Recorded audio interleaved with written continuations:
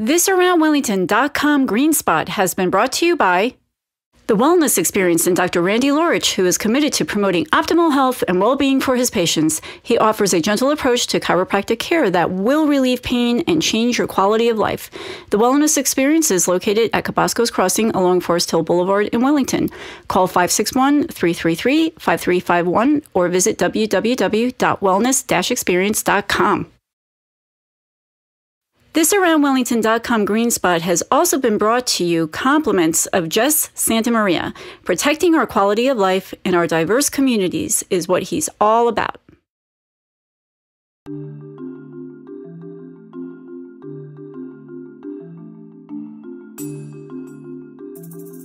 The day starts early at Casa Capricorn for Norman Gitzen and his hungry crew of creatures. If you haven't heard of him, Norman Gitzen is a well-known sculptor here in South Florida.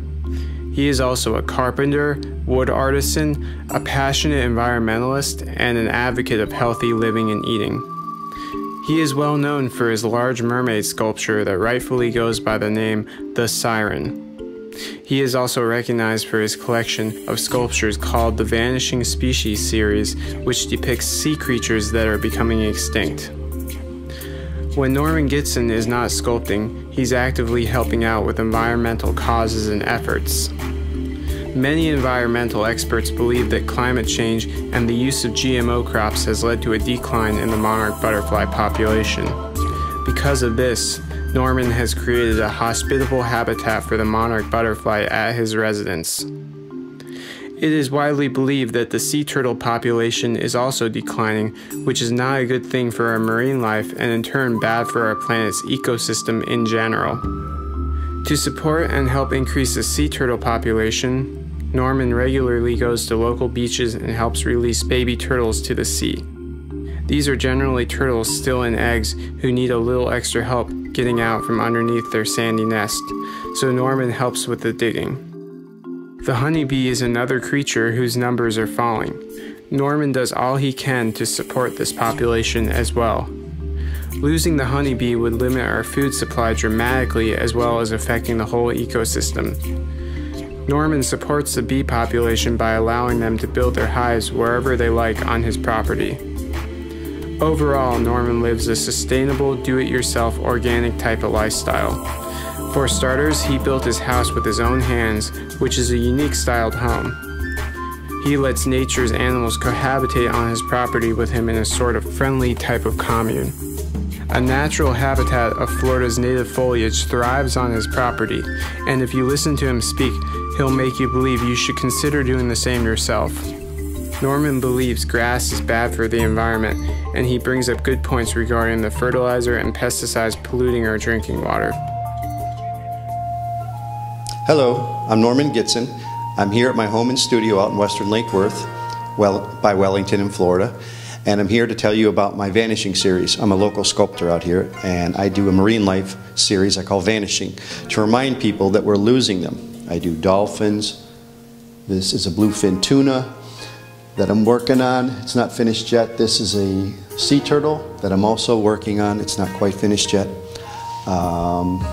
I've done sailfish, several other vanishing pieces that are, thank God, sold right now. The reason I created the Vanishing series is because pretty much the entire ocean is in danger, pretty much the planet. I've always been an environmentalist. Nature is my biggest muse, and it's a dirty ocean out there. Our rivers are dirty. It's not the same planet that I grew up in. So these are environmental awareness pieces to remind people that, you know, we've got to change our ways, or your children are not going to see these creatures. They won't be here much longer because they're losing their food and they're swimming in poison water, basically. And on a not as serious note, I have a statue here called the Siren that I did, and she was placed out in Wellington back in 2005, I think it was, and she created quite a stir. So locally I'm more recognized from this statue here, but this is just her mini-me. The big one is 10 foot tall, and she's actually at a farm out in Wellington right now as we speak for a big party. So I'm happy about that. I recently had the opportunity to interview Norman Gitzen by the pond at Casa Capricorn. Where did you get the name Casa Capricorn from? Well, I'm Capricorn, so I called it that. And one of the first architectural elements that I did for the house was either side of the front door, and I made Capricorn corbels. And you can clearly see that it's a goat head and a half goat, half fish. That's the true sign of a Capricorn, is the oceans and the mountains. I've always loved the ocean and all the ocean creatures, and Jacques Cousteau, and grew up watching that program and just dreaming to live in a place where I could scuba dive. So I fell in love with marine creatures and see what they've been going through all these years because of all the wrong things that greedy corporate America is doing, the fisheries and whatnot. So I just thought it'd be a good awareness piece to make something that it's kind of abstract, but it's not. I mean, you can clearly see that it's a sea turtle or it's a dolphin, but I make them pixelated so you can see through them to remind people that we're losing them, and I call them vanishing.